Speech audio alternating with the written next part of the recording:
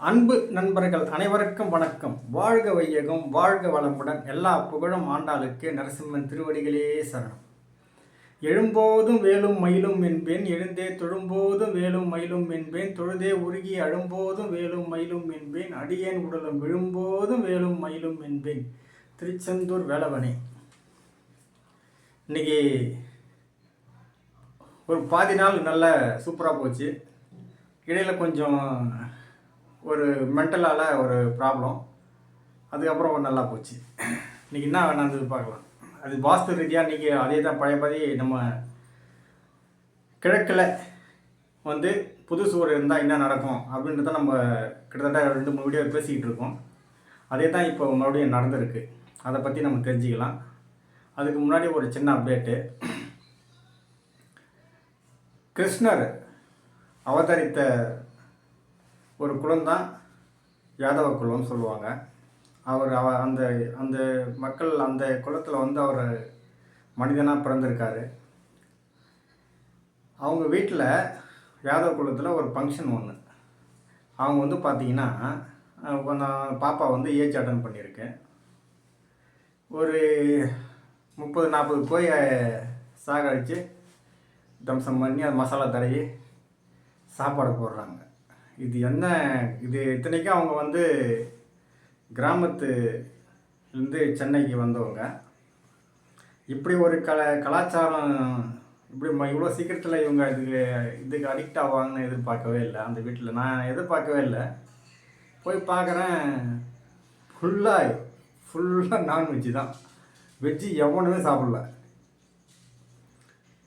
நம்ம நாடு மறுபடியும் ஒரு கொரோனா விட பெரிய வேறு ஏதாவது டொரோனா மாதிரி ஏதாவது வரணும்னு நினைக்கிறேன். வந்து எல்லோரும் ஒழிச்சு கட்டினா தான் நம்ம ஆளுங்க திருந்துவாங்க நினைக்கிறேன். இது எவ்வளோ பெரிய புண்ணியமாக அவதரித்த பூமி. என்னத்த சொல்கிறது. ரொம்ப நான்வெஜ்ஜு ஒரு உயிரை கொண்டு சாப்பிட்றதுல எல்லாரும் அப்படி ஒரு ஆர்வமாக இருக்கிறாங்க. ரொம்ப மனசு கஷ்டமாக இருக்குது. அந்த பாப்பா ஒரு இப்போ ஏஜ் அட்டன் பண்ணி வருதுன்னா அந்த குடும்பத்தில் எவ்வளோ பெரிய சந்தோஷம். அடுத்தது அந்த ஃபேமிலி எப்படி ரன் ஆகும், இவ்வளோ அருமையாக இருக்கும். அடுத்த கட்டத்துக்கு அது போகணும்னு பார்த்தா அது அந்த ஒரு நல்ல விஷயம் நடக்கும்போதே இத்தனை ஒரு உயிர்களை கொண்டுட்டு வரணுமா அப்படின்றது இருக்குது. என்ன பண்ணுறது. இவங்கெல்லாம் வந்து போட்டு தும்சம் பண்ணணும் போல இருக்குது. சரி, ஓகே. நம்ம நண்பர் அவர் ஆக்சுவலாக கூட படித்தவர். அவங்க தங்கச்சியோட பொண்ணுக்கு தான் ஃபங்க்ஷனு. நல்லபடியாக சிறப்பாக முடிஞ்சது. சரிங்க. அதுக்கப்புறம் இன்னொரு அப்டேட் வந்து பார்த்திங்கன்னா, ஒருத்தர் ஒரு துணி கடையில் போய்ட்டு துணி எடுக்கிறாருன்னு வச்சுக்கோங்க. துணி எடுத்துன்னு வந்து அவர் யூஸ் பண்ணுறாரு. துணி எடுத்துன்னு வந்து ஒருத்தர் என்ன சொல்கிறாரு, இந்த கடையில் போய் துணி வாங்கிக்கோங்க, நல்லா இருக்குது அப்படின்னு ஒருத்தர் சொல்கிறாரு. இவங்களும் போய் அந்த கடையில் போய் பார்த்து துணி எடுத்துன்னு வந்துட்டாங்க.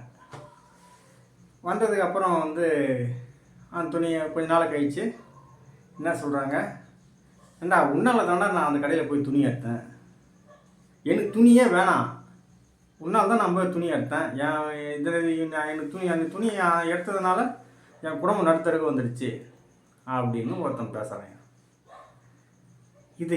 இது எப்படி சொல்கிறது. இது அவனை எதில் சேர்க்கறதுன்னு தெரியல. நீ துணி எடுத்ததுனால உன் குடும்பம் நடுத்தருக்கு வந்துச்சா? எனக்கு புரியல. இந்த மாதிரி நாட்டில் இருக்கிறாங்க. என்ன பண்ணுறதுன்னு தெரில. இவங்க இப்படியும் இருக்கிறாங்க பாருங்கள் ஆட்கள். உனக்கு போய் பார்க்குற, உனக்கு பிடிக்கும் சொல்லிட்டு போக வேண்டியதானே. துணி உனக்கு பிடிச்சி நீ எடுத்துக்கிட்ட, அது நீ தானே உன்னால் தானே அந்த கடையில் போய் நான் துணி எடுத்தேன், எனக்கு துணியே வேணாண்டா அப்படின்னு சொன்னால் எப்படி? அது அந்த துணி எடுத்த துணி எப்படி இப்போ உடனே எப்படி அதை விற்று கொடுனா எப்படி விற்க முடியும் அந்த துணியை? அந்த மாதிரி இருக்குது காலம். எதுக்காக சொல்கிறேன்னா, யாருக்கும் நல்லது கூட செய்ய முடியல.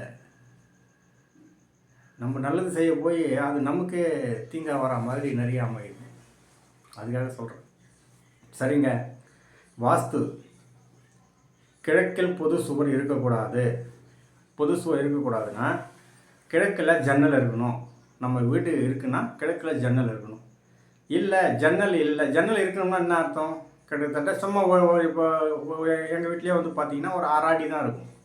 அதுவே தப்பு தான். அப்படி இருக்கக்கூடாது. எப்படி இருக்கணும்னா கிட்டத்தட்ட ஒரு மினிமம் 3 அடியாவது இருக்கணும். கிழக்கு பக்கம் மினிமம் 3 அடி கேப் இருக்கணும். அந்தளவுக்கு கேப் விட்டு நீங்கள் வீடு கட்டணும். உச்ச ஜன்னல் வைக்கணும். கிச்சன்லேயும் உச்சத்தை ஒரு ஜன்னல் வைக்கணும். அந்த மாதிரி நீங்கள் வீடு கட்டினீங்கன்னா உங்கள் வீட்டில் இருக்கிற ஆண்கள் சிறப்பாக வேலைக்கு போவாங்க. அவங்க மைண்டு நல்லா வேலை செய்யும். நல்ல ஒரு வேலைக்கு போவாங்க. இல்லை நீங்கள் பக்கத்து வீட்டோட ஒட்டி நான்லாம் இடம் விட மாட்டேன் அப்படின்ட்டு நீங்கள் ஒட்டி வீட்டை கட்டிட்டீங்க அப்படின்னா ஆண்கள் வீட்டில் டம்மியாக தான் இருப்பாங்க. அவன் வேலைக்கு போக மாட்டான். துண்டு வீட்டில் தான் உட்காந்துருப்பான்.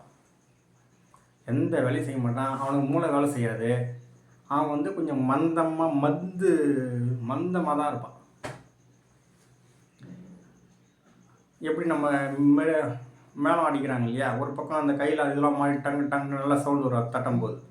இந்த பக்கம் வந்து தட்டுவாங்க, அது சவுண்டு சரியாக வராது, சொல்ல சவுண்டு கம்மியாக தான் வரும். அதேமாரி அவனுக்கு மூளையே வேலை செய்யாது, கொஞ்சம் மங்கி போய் தான் இருப்பான். அதுக்காக தான் நான் சொல்கிறது, அந்த வீட்டில் இருக்கிற நீங்கள் பெண்கள் நீங்கள் இந்த வீடியோ பார்க்குறீங்க அப்படின்னா புரிஞ்சுக்கோங்க, உங்கள் வீட்டில் இருக்கிற ஆண்கள் நிச்சயமாக வேலைக்கு போக மாட்டாங்க. அவங்க சிறப்பாக சிந்தித்து செயல்பட மாட்டாங்க. அவங்க கொஞ்சம் மந்தமாக தான் இருப்பாங்க. அந்த வீட்டில் பெண்கள் எல்லாருமே வேலைக்கு போவாங்க, பெண்கள் எல்லாருமே சம்பாதிப்பாங்க. அதை நீங்கள் புரிஞ்சுக்கணும் ஃபஸ்ட்டு. அதுக்கப்புறம் இல்லை உங்கள் வீட்டுக்காருடைய வருமானமும் வேணும் அப்படின்னு நீங்கள் ஆசைப்பட்டீங்கன்னா அவரும் வேலைக்கு போகணும் இல்லையா. அவர் ஆண் மகன்னா அவருக்கும் சம்பாதிச்சதா அவருக்கும் ஒரு தன்னம்பிக்கை, ஒரு தைரியம் இருக்கும். அப்போ என்ன பண்ணணும்னா அவர் வந்து ஏதாவது நைட் ஷிஃப்ட் வேலைகள் இருக்குது அப்படின்னா அந்த மாதிரி வேலைக்கு போகலாம். நைட் ஷிஃப்ட்டு போகக்கூடாது தான், போனால் உடம்பு கெடுதல் வரும். இல்லை நீங்கள் அவருடைய இன்கம் வேணும் அப்படின்னா கொஞ்சம் நாளைக்கு நீங்கள் வாஸ்துபடி வீடு கட்டுற வரைக்கும் அவர் வந்து நைட் ஷிஃப்ட் வேலைக்கு அனுப்புங்க. நைட் ஷிஃப்ட்டில் நிறைய ரெக்குவயர்மெண்ட் இருக்குது, நிறைய நல்ல ஒரு இன்கம் தர மாதிரி ஒர்க் இருக்குது.